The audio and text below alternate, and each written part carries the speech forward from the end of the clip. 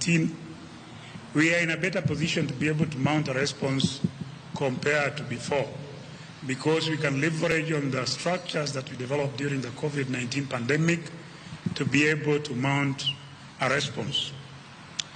That notwithstanding, if the nature of the enemy that we are going to deal with is a little bit different from COVID because of human-to-human transmission of Ebola. And therefore, the community is going to play a critical role in case we have an identified case in the country in stemming the outbreak. And because as a Ministry of Health we cannot be able to reach all members of our society, we have called you, the media people, to be our partners in this so that we can be able to convey